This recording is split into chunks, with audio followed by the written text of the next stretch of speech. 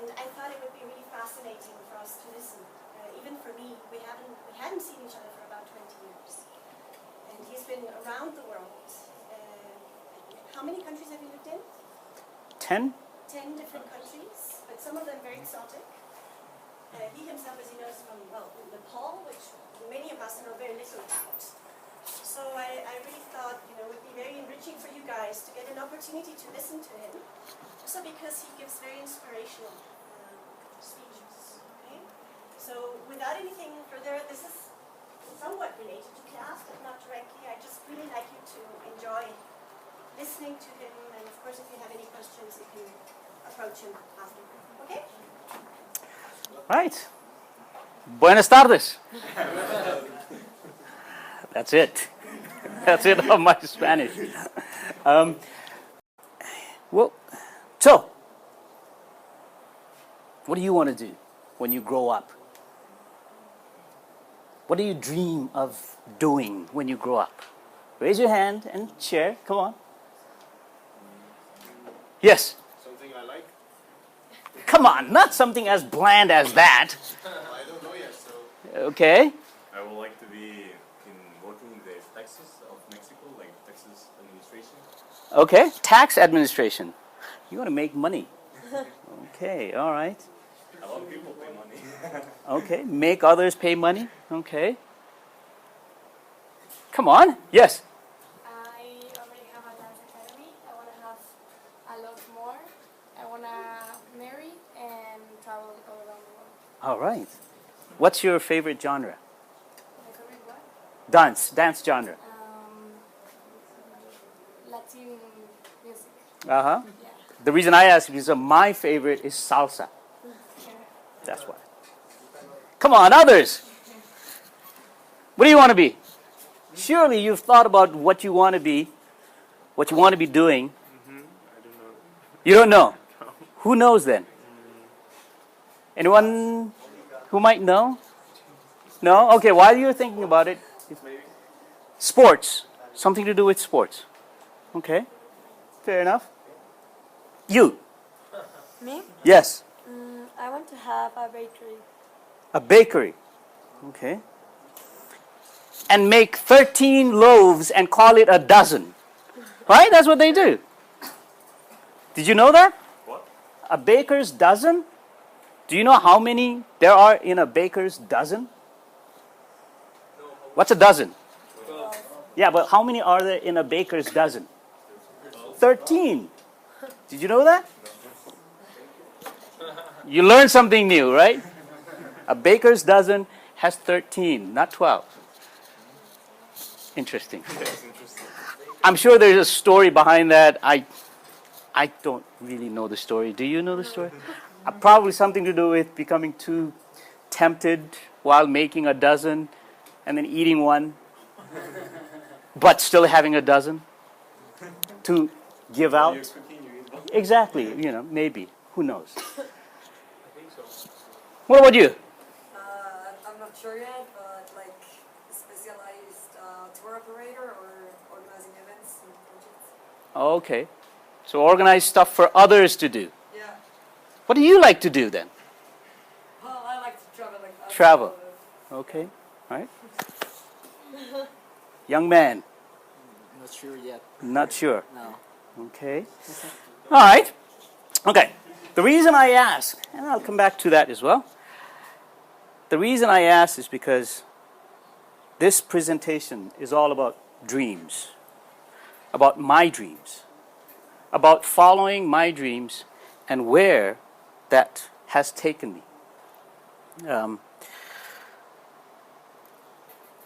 One of the first times I ever thought about my future was when I was a little boy of 12. And starting with that dream, I ended up here today. After all kinds of academic successes, professional successes, after traveling, working, exploring the world, meeting Anushka and people like her at international schools, I ended up here. And the presentation is that journey, all right, of mine. All right.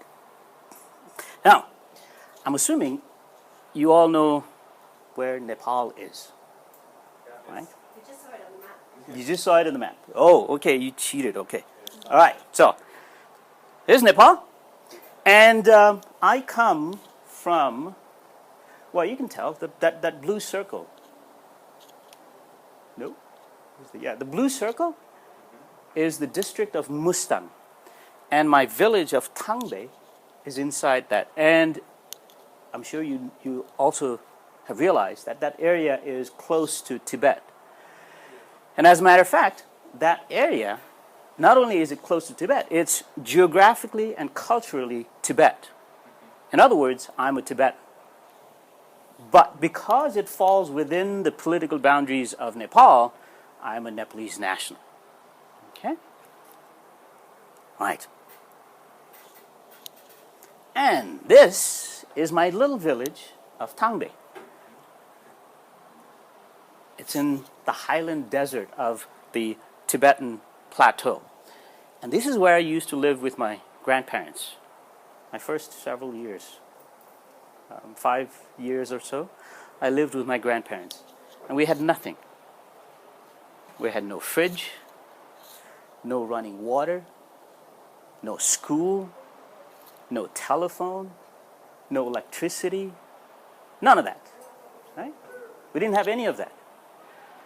And of course, we had no schools, and my parents didn't have any schooling either, and I wasn't supposed to have gone to school. Right? But my parents lived in the city, and my dad wanted me to go to school so that I could learn to read and write. And my dad kept harassing my grandfather to bring me to Pokhara, where, after moving schools, I ended up in this school. This is the third school I went to. It's a public school. What do you notice? What do you notice about this school? This is an elementary school. Very different. Very different from... Shape is kind of weird. Shape is weird. What else? Small. It's a small school. What else do you notice? Yes? Doesn't look like a school at all. Doesn't look like a school at all. Why? Why doesn't it look like a school? Because it's not like the stereotype school shape. Uh-huh. What we are used to. Okay, what are you used to? What would you see there if this were your elementary school? Yes? Clearly defined, like playing area. Uh-huh. There's no playing area. Where are they? Where are the jumping jacks? Where are the swings? Uh-huh, there are forests, there are trees too, yeah.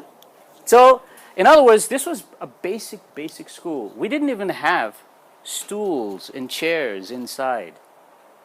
We sat on the floor, all right? So this is the third school. And one of the teachers at this school took my dad aside once and said, look, your son has a lot of promise. He's got potential. But if you leave him here, this is a public school, once again. If you leave him here, nothing's going to happen to him. He will not be able to realize his potential. Take him to Kathmandu, put him in a good school in Kathmandu, put him in a private school, and maybe something will happen to him. So, my dad, who had never been to school, did take his advice and did take me to Kathmandu, the capital city. But he knew nothing about schools. So he asked his friends around. I'm trying to put my kid at a good private school. Could you direct me to a school and so on? And one of his friends directed him to, how do you use them? You have to push, but no. Here. Oh, right, okay. Right. One of the friends directed him to the Jesuit school. It was called St. Xavier's. And at this school, my dad took me there, and they were still taking admissions exams and so on. I sat for the admissions exam and got admitted and became a student here. And what was special about this school was that they had teachers, fathers from North America. And they had a library as well. And we had movies on Fridays.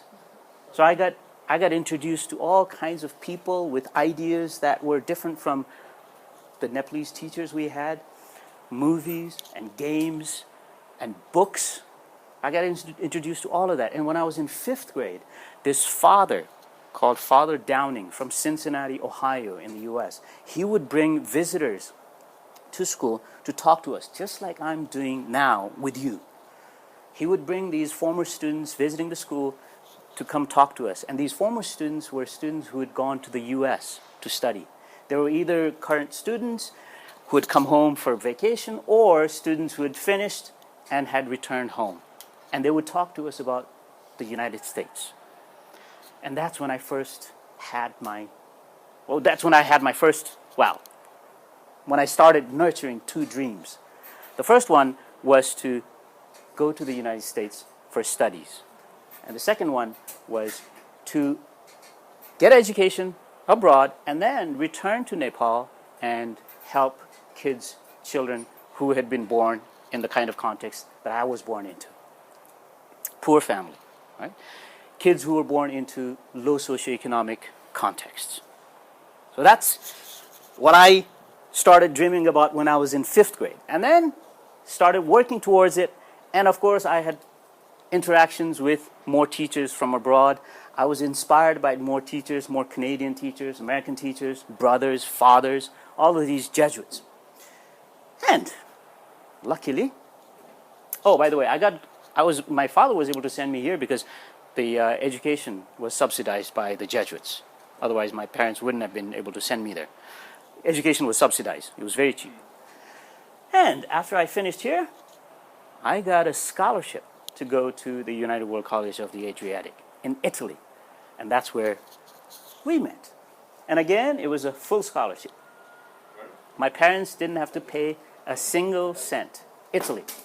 And as a matter of fact, they even gave me pocket money. They gave me flights, pocket money, all of that. And at the school, as Anushka mentioned, we were only about 200 of us from about 60, 65 different countries. And I was learning about the world that I didn't know much about. I was learning about people that I had no clue existed. I was learning about cultures, practices, languages, all of that. Right? And then, after my 2 years there, I was able to realize my ultimate dream, goal, of going to the US. I had a full scholarship to go to Grinnell College in Iowa. That, of course, was the first realization of one of my 2 dreams. And during all of these experiences, right, when I made friends with people from 50 different countries, when I sat down and had conversation with friends who followed religions that I had no idea about, cultures and traditions that I didn't have any idea about, what I did realize was that we humans are more alike than we're different. We have similar wishes, we have similar desires, we have similar dreams. Right? That's something I realized then. And what's more, towards the end of my stay in Grinnell, having been exposed to the variety of people that live on this planet, having been exposed to or having heard stories about places on this planet that I'd never been to, I was curious about and interested in the rest of the world.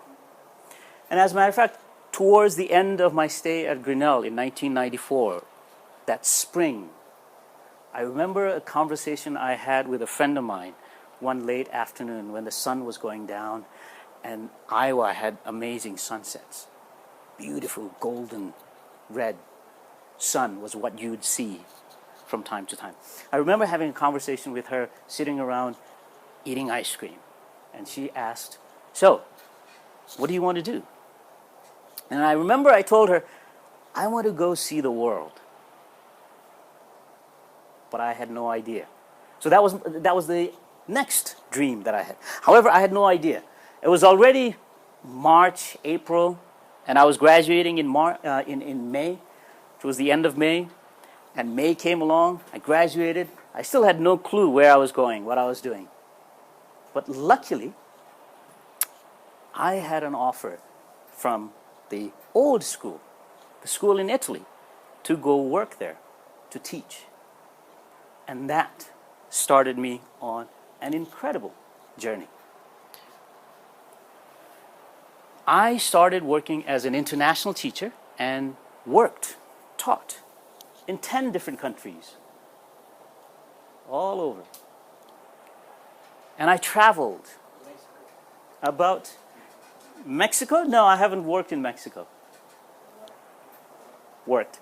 And I traveled in about 36 countries all over the world. And in that period, recently, I was doing a count. I went back, I returned to Nepal 2 years ago. So in that 25-year period that I was away from Nepal, I think I lived in 14 cities in 10 different countries. And I think I had something like 27 different residential addresses. It's crazy, yes. And what's more, I had some amazing experiences. I went on safaris to Zambia in Africa, in Malawi, in Tanzania, in the Serengeti Plains, in the Ngorongoro crater. These are incredible safaris. And I went scuba diving in the Philippines and in Zanzibar. I went and swam with wild dolphins off the coast of Zanzibar. I went hot air ballooning in Australia.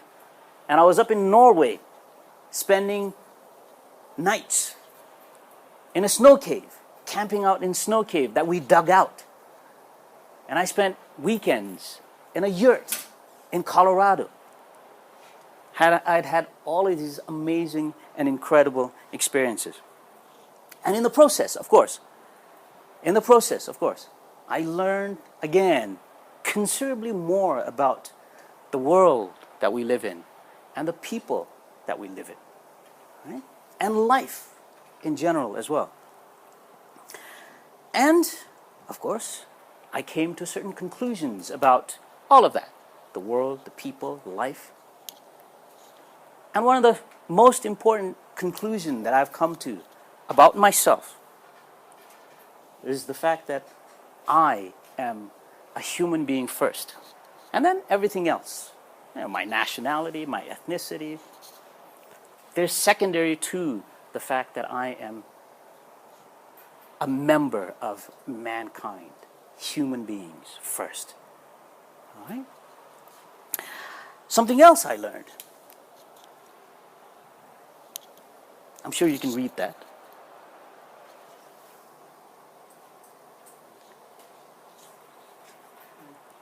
I came to decide that how you live your life is what makes life meaningful. There's no such thing as the meaning of life that you can go search for and find. And don't believe Adam Douglas when he says the meaning of life is what? 42. Did you read Douglas Adams? No? Okay. Hitchhiker's Guide to the Galaxy. No? 42, yes. Yeah, Hitchhiker's Guide, exactly. Not 42. Okay, anyway. The meaning of life is 42. Yeah. Hitchhiker's Guide to the Galaxy. None of you have read that book? Okay, it's a good book. Read it. Haven't read the full book myself. All right, next thing. The other thing I have come to decide, I've come to realize after all of this traveling and so on. Go ahead, have a read.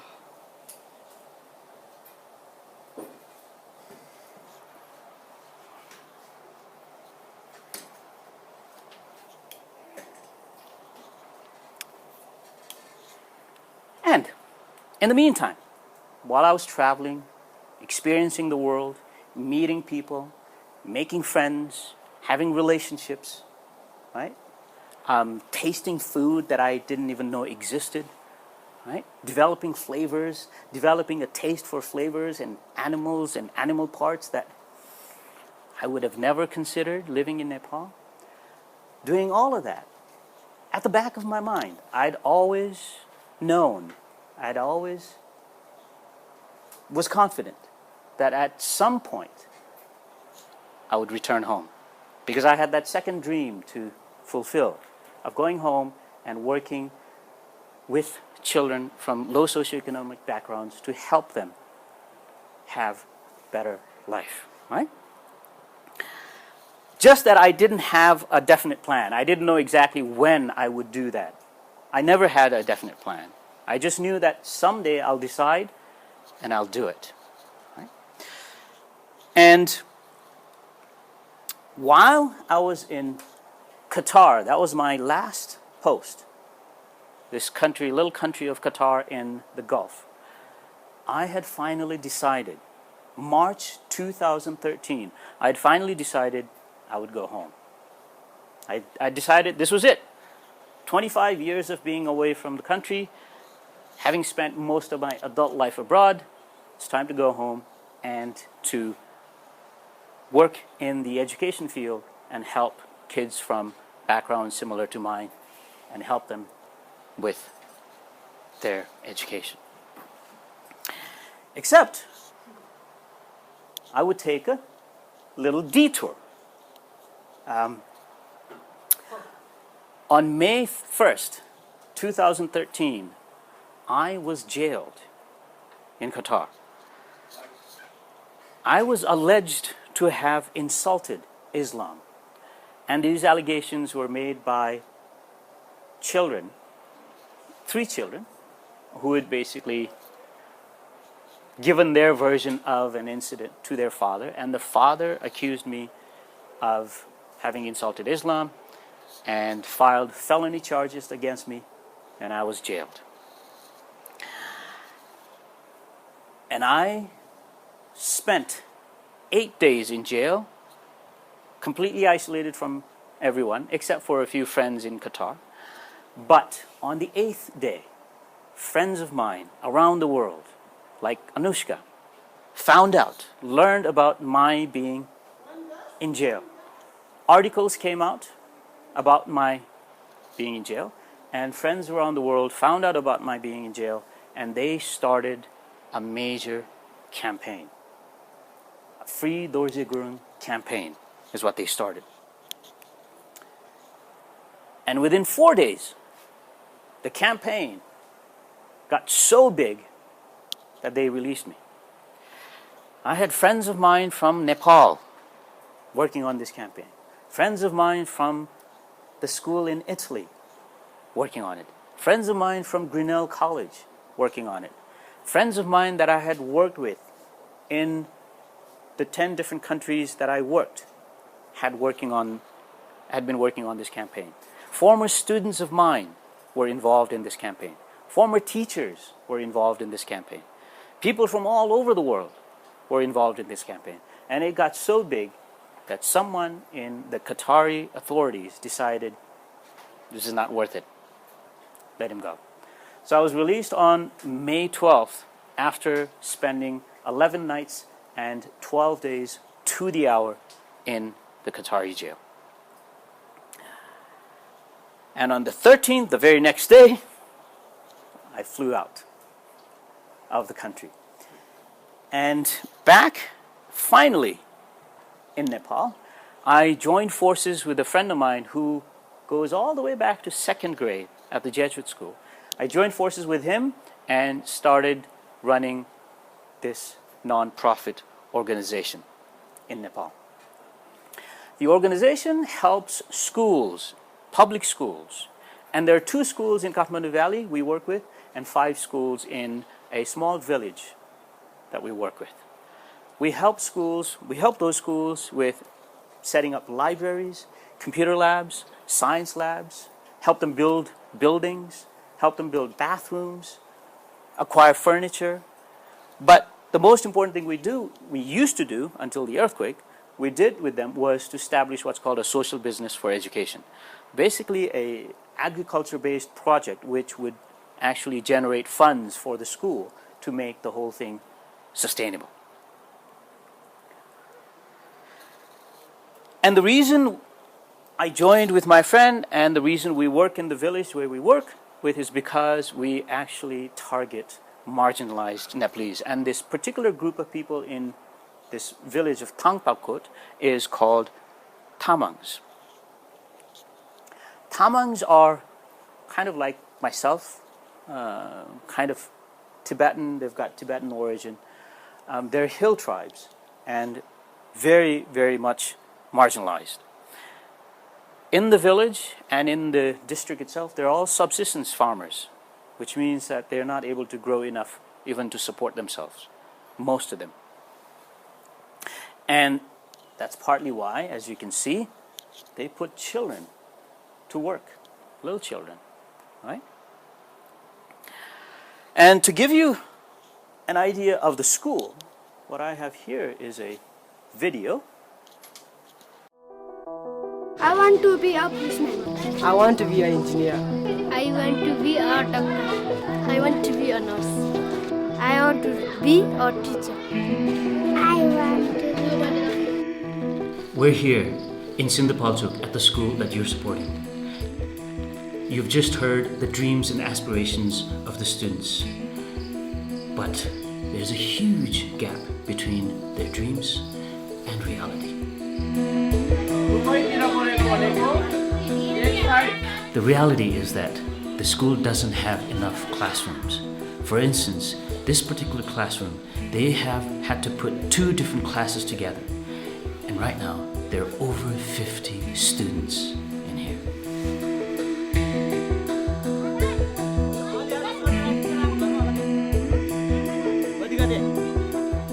The other issue, the other challenge here is the quality of teaching. Although the teachers themselves are highly committed, they lack experience and they lack training to help the students realize their dreams.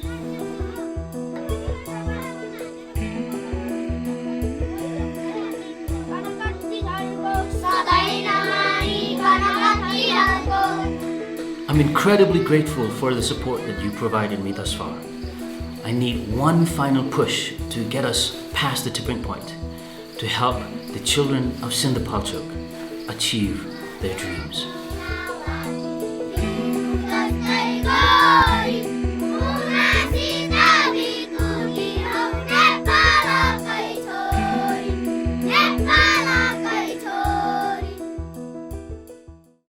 So, we were helping these schools, these kids, with libraries, so on and so forth, and setting up a fishery, except something happened on April 25th. Does anyone know what happened? The earthquake, yes. And that earthquake basically destroyed some of the schools, some of the buildings in the schools. This particular building, this one here, it's been destroyed. And this building had a library that we'd set up, a computer lab we'd set up, and a science lab that we'd set up. It's all gone now. And most of the schools, most of the 5 schools that we work with in that area, they've had anywhere from 70 to 100% destruction. In the village, out of the 600 houses, only 6 are standing.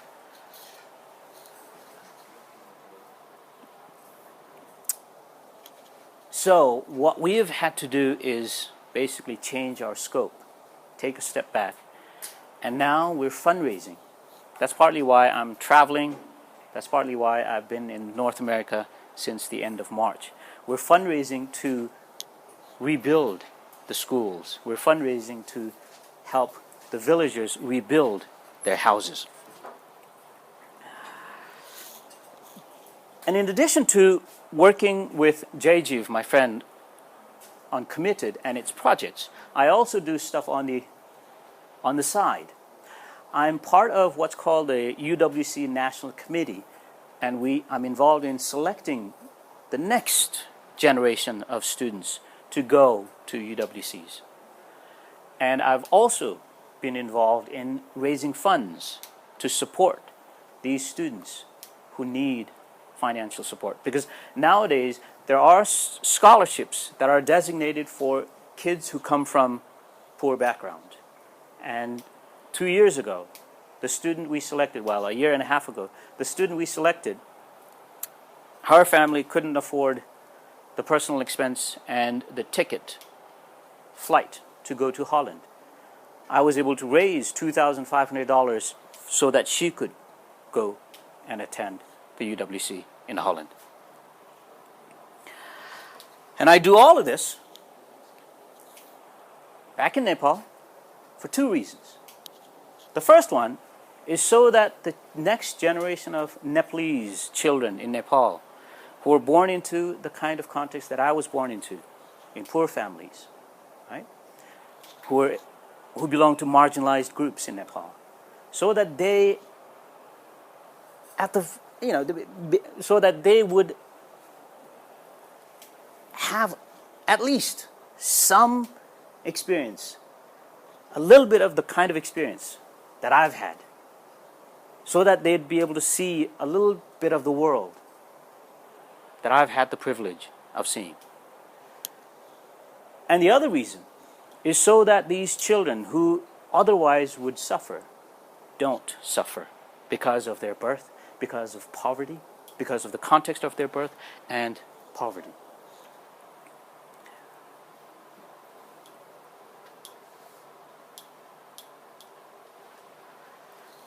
Most of you,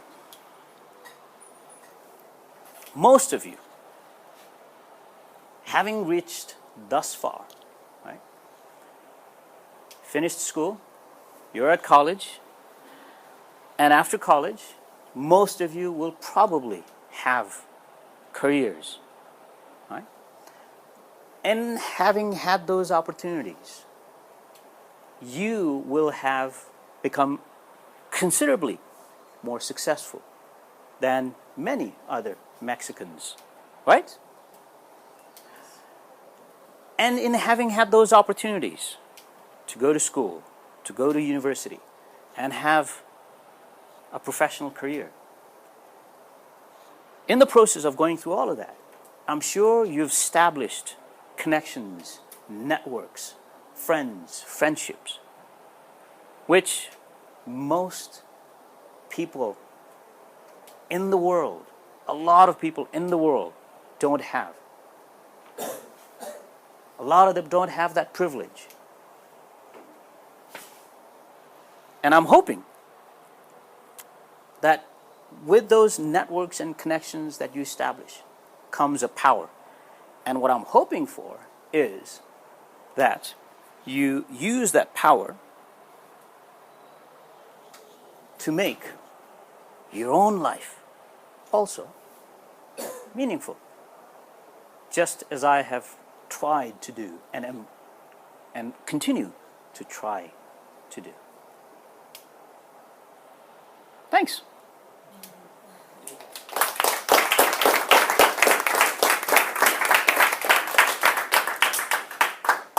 Questions? Yes.